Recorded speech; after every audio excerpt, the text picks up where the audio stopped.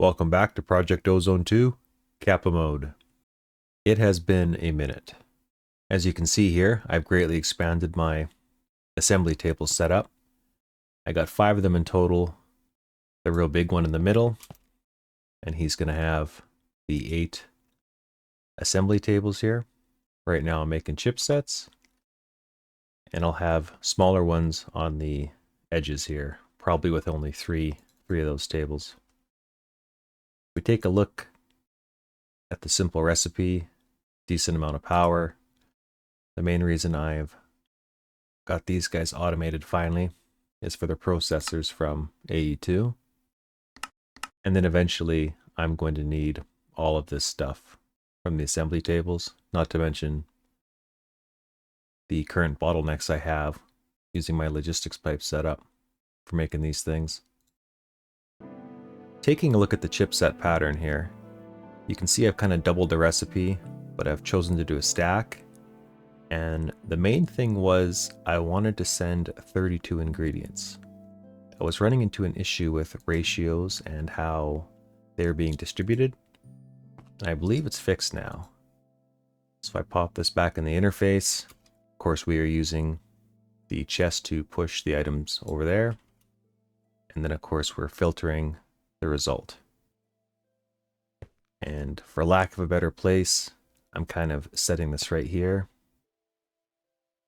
You'll notice this system from last episode is slightly different. It used to be a bit of a pink color, and now it's green, signifying it is on the same network as my main farm right here.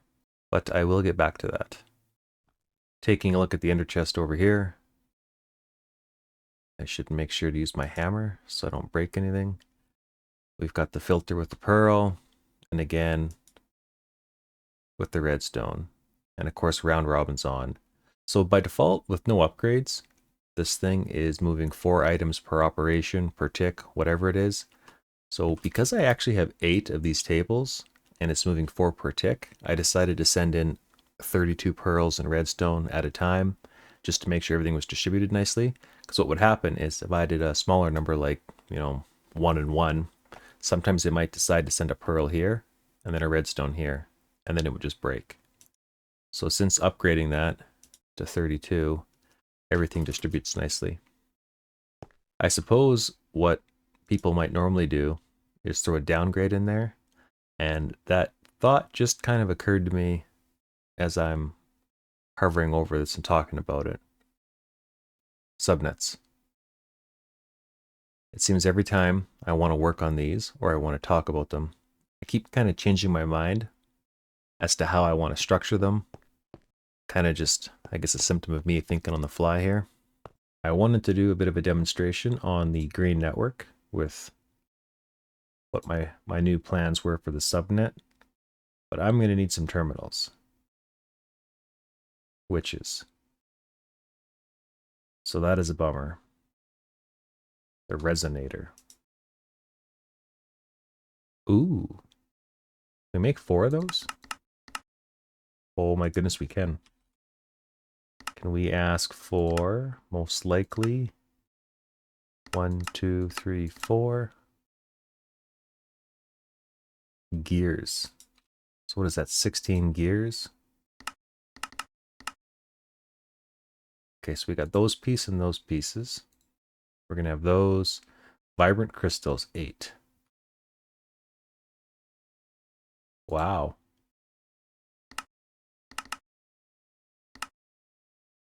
It's always great when your past self sets up some of these annoying automations. What I always find really interesting in a modded world is coming back after an extended break, whether it's been a month or 2 at this point, I can't quite remember. Okay, I see what's going on here. I'm trying to cheat. I gotta get witches infused. I believe I am on the right track now. Ooh, that's rough. Oh yeah, that's way better. I had this in the wrong spot.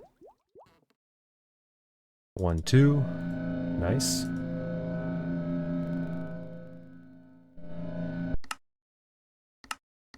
Please tell me we can make one. Ooh, nice. Well, I'll put those back for the future. This logistics pipes network has served me well, but I think I am ready for an upgrade. One of the things I find so amusing about this world is my sad little storage area. It served me well, but it's hilariously tiny. So in preparation for getting into AE2, I've got this little chest started here. And one of my favorite things about logistics pipes that I'm going to miss is the active supplier, using this system to keep some of these ingredients in stock. Just so when I'm trying to, work on various things, I can easily craft stuff and then hopefully it will replenish by the time I need more. I'm just realizing I've got a typo there. That should be 64 red.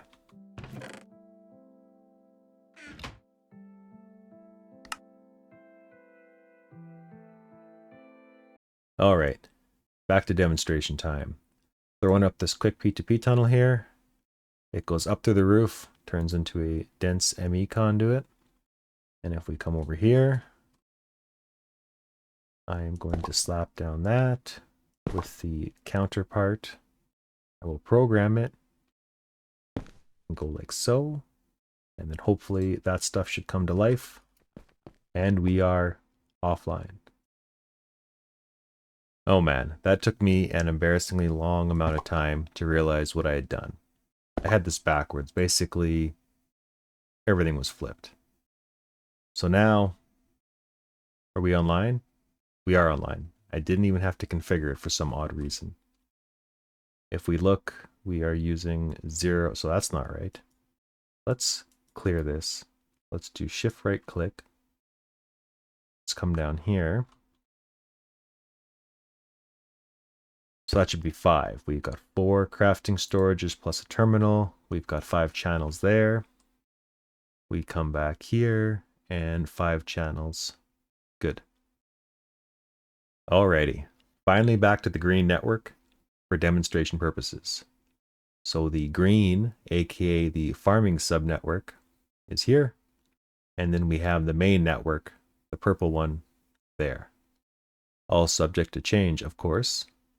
So last episode, when this was the pink network, aka a different subnet, I didn't do a good job explaining as to what I was trying to do. So for demonstration purposes here, one of my only crafts that works, let's ask for 100 EU because you're nice and slow. And then maybe I can also ask for, 1,000 redstone. Okay. So I threw monitors up. We can see the crafting unit is doing something. And if we look over here on our main net, it cannot see it. Nothing's happening. Walking back here. Unfortunately, the redstone has already finished. So let's ask for it again. And if I ask for the pearls, it's going to say you can't because there's no CPUs available. Because at present time, I only have these 2. The system does not know about these. Looking back at these raw essences again, I have approximately 65 different types, I believe. Some of them, like nature essence, can make several different items at once. Now obviously I'm not going to want to make all of this stuff, but I might want to make some of it, right? So if this little cyan portion here can handle, what would that be, 32 different items? Because we're using 32 channels. Actually, wait, my math's way wrong here. 2, 4, 6, 8, 10, 12, 14, 16. Yeah, my math is way wrong. So I'm going to have 16 items, 32. And if I mirror that, 64 will be right here. So then I can probably mirror that on this side and have 128. And not looking ahead at all, I'm just going to make the wild assumption that 128 is enough. And if it's not, I can just, slap stuff wherever, make it look hideous. Life moves on. Hopefully now I've done a better job explaining as to what I'm trying to do here and why I'm trying to do it. It especially is apparent in the newer mod pack that I'm playing, Nami Factory. We have a bunch of autocrafts set up, kind of similar to this. And every time the player, you know, aka us, me and my buddy there, we want to make something, it says we can't. All the CPUs are full. And if we cycle through like 20 of them, they're all being used at some degree to make some item.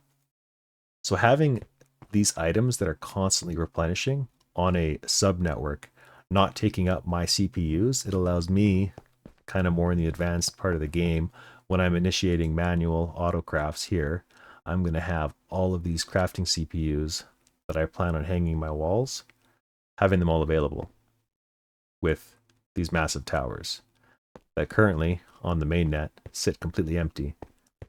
But I plan, of course, to fill up all the interfaces.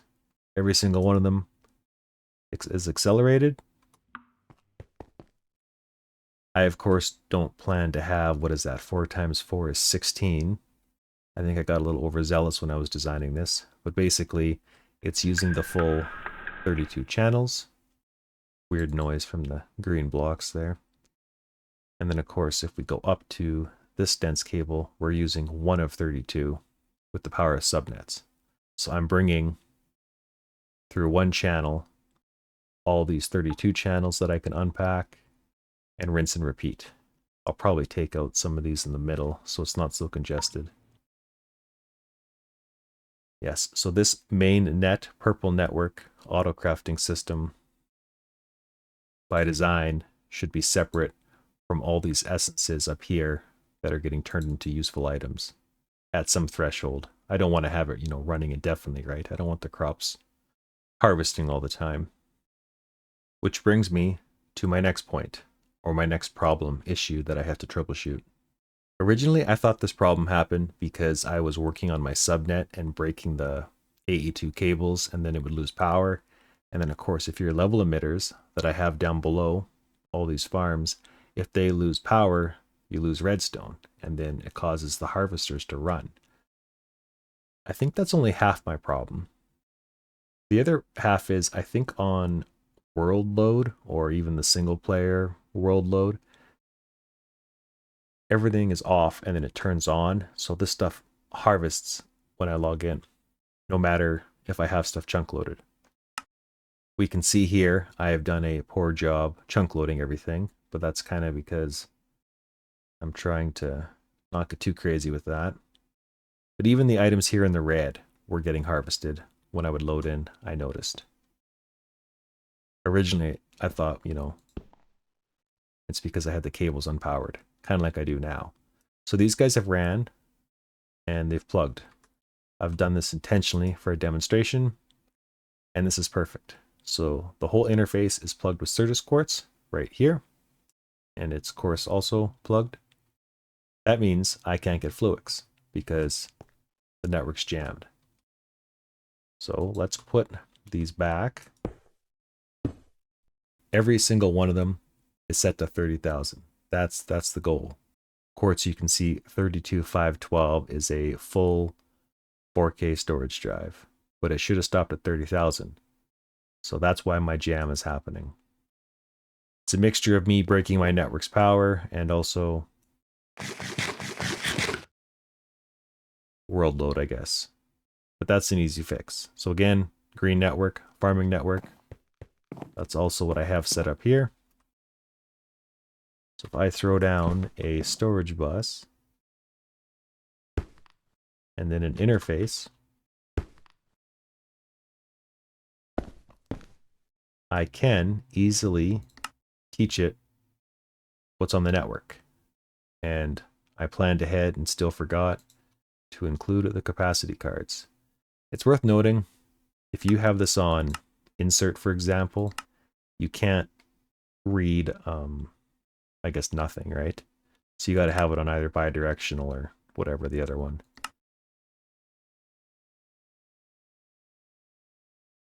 So all these essences I'm okay with trashing because they're basically created for free, right? Just power, except for the Temperio essence. That is very costly, so I'm going to never trash that. So 9 times 7 is 63, minus this one is 62. And then here we got 10, 20, 30, 60, 65. That's how many essences I've decided to store here. So I'm missing, what is that, 3 items? Instead of going through and trying to figure out which ones, I'm just going to let them jam and deal with them then. And of course, the priority for every single one of these drives is 0. So that means on this storage bus here, let's set the priority to -1000. So it's only ever going to try to put stuff in the trash can if there's nowhere else for it to go.